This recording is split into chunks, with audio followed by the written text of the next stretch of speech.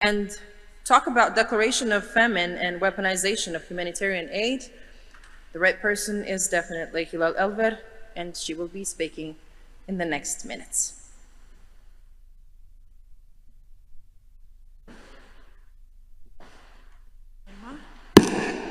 Thank you very much.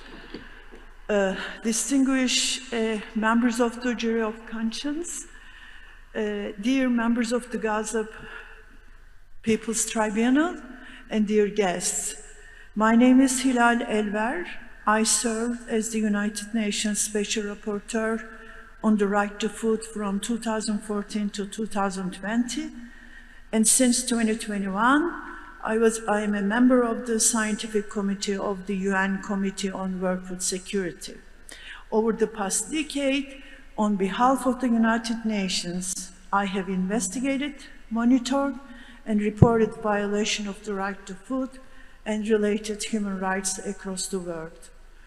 Among the many conflicts, Palestine has always been a central place in our work, especially the right to food, the right to water, and food sovereignty have all been persistently denied to the Palestinian people. Today, I will share with you a chronology of starvation in Gaza, demonstrating how Israel has used hunger as a weapon for years, first as a tool of control during the long blockade years, and later as a genocidal instrument after October 2023. What I present is not conjecture, but documented fact drawn from UN agencies, international humanitarian organizations, and scientific assessments. Like many of you, I have watched how Western powers, especially the United States, have been complicit, silently or actively, in the continuation of Israel's assault.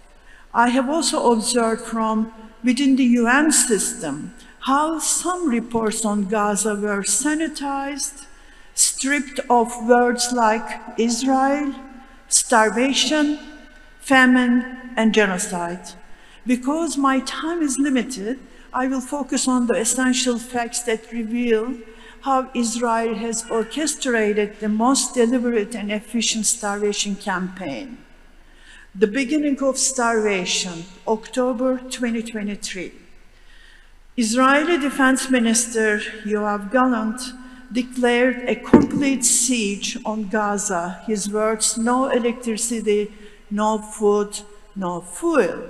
The immediate halt of essential supplies marked the start of systematic starvation policy. 2 weeks later, under international pressure, Israel slightly eased restrictions, allowing in about 1/5 of the pre-war aid flow. And the siege continued. The intention was never relief, but control. By mid-November, Israel had destroyed Gaza's last operating flour mill and closed all bakeries in the north. This elimination the population's ability to produce bread and forced complete reliance on insufficient, unpredictable humanitarian deliveries. In December 2023, the UN's authoritative body to measure food insecurity, called Integrated Food Security Phase Classification, this is the official name, and that was the first warning. 91% of Gaza's population faced high level of acute food insecurity. And 133,000 people were at risk of famine. This is December 2023. That same month, South Africa brought Israel before the International Court of Justice, accusing it of genocide under the 1948 Genocide Convention. Escalation, January to June 2024. Israeli extremist groups known as T-9 began physically blocking humanitarian convoys at Israeli crossings with full impunity. On January 26, The ICJ issued its first provisional order demanding that Israel should allow humanitarian aid and take measures to prevent genocide. Israel ignored it. By February, malnutrition in northern Gaza had skyrocketed. On February 29, the tragedy known as the Flour Massacre took place. Israeli forces opened fire on hundreds of civilians waiting for food near the Netzarim corridor, killing at least 118 and injuring more than 760.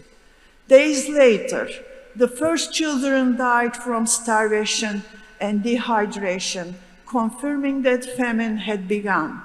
UN Special Rapporteurs warned that the risk of genocide was apparent.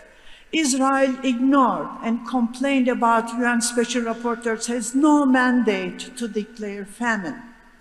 On March 28, the ICJ issued a second provisional order, acknowledging that conditions had worsened to catastrophic levels.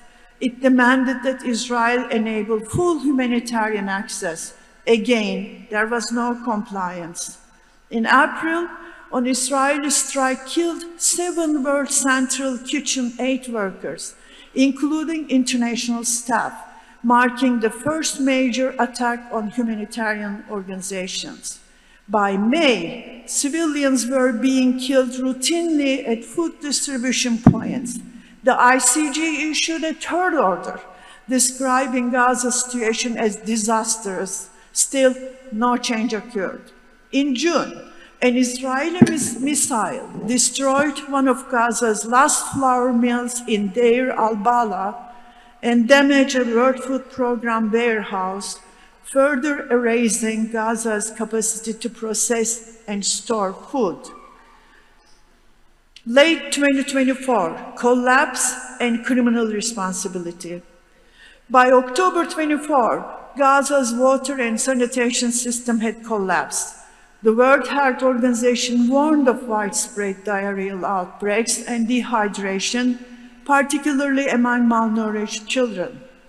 In October, the International Criminal Court's pre-trial Chamber 1 found reasonable grounds that Benjamin Netanyahu and Yoav Gallant bore criminal responsibility for the war crime of starvation as a method of warfare. The United States sanctioned 6 ICC judges. By the end of the year, OCHA, UN Humanitarian Agency, confirmed that aid entering Gaza had fallen to its lowest level since the war began. Only 2,205 trucks in the month of December compared to 15,000 per month before the conflict. 2025, famine confirmed. In January 2025, fragile ceasefire began, but it collapsed by March when Israel reinstated the total blockade and banned all international humanitarian agencies. On March 27, Israeli Supreme Court ruled that blockade of aid was legal, normalizing collective punishment. In May, the IPC, UN organization, warned again, this is 4th time, that famine was imminent. Around the same time, the US and Israel established the so-called Gaza Humanitarian Foundation, ostensibly to distribute aid. In practice, it was a privatized, militarized operation. Civilians gathering for wood were repeatedly trapped, attacked. Over 2,000 people were killed while waiting for aid.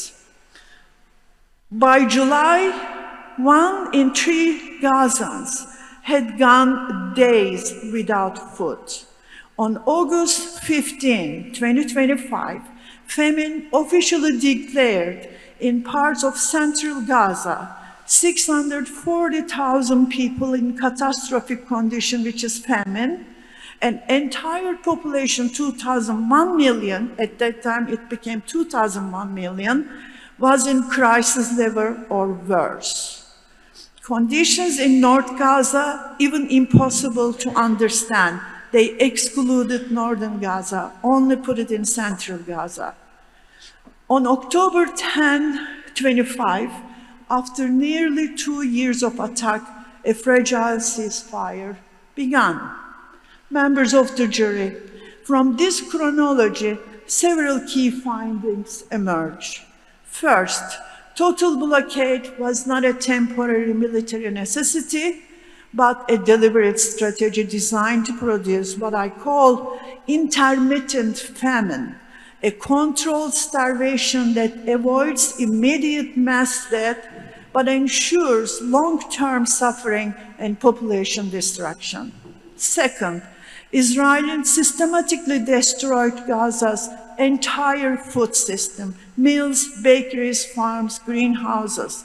The purpose was not only to deny food, but to guarantee that Palestinians would remain dependent and destitute long afterwards.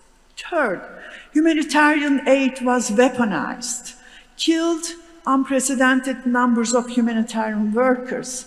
8 delivery sites became dead zones, what Gaza health authorities called human slaughterhouses.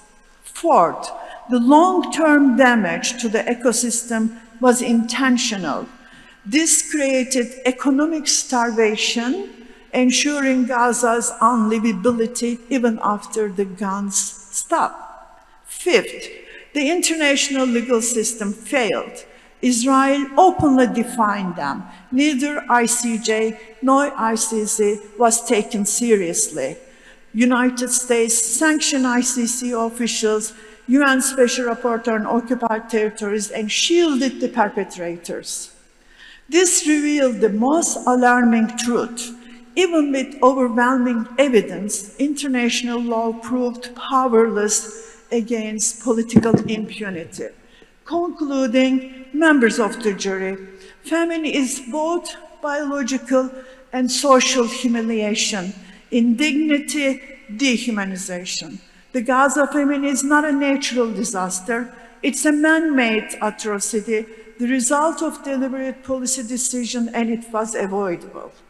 Despite 3 ICJ orders and countless UN reports, the world watched as famine unfolded in full view.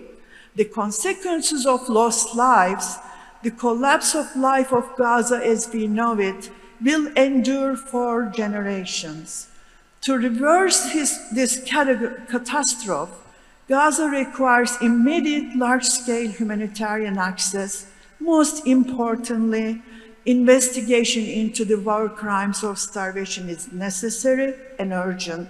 Without accountability, there can be no justice, and without justice, there can be no recovery.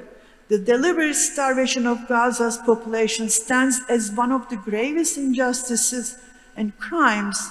It must never be forgotten, normalized, or forgiven. Thank you for listening.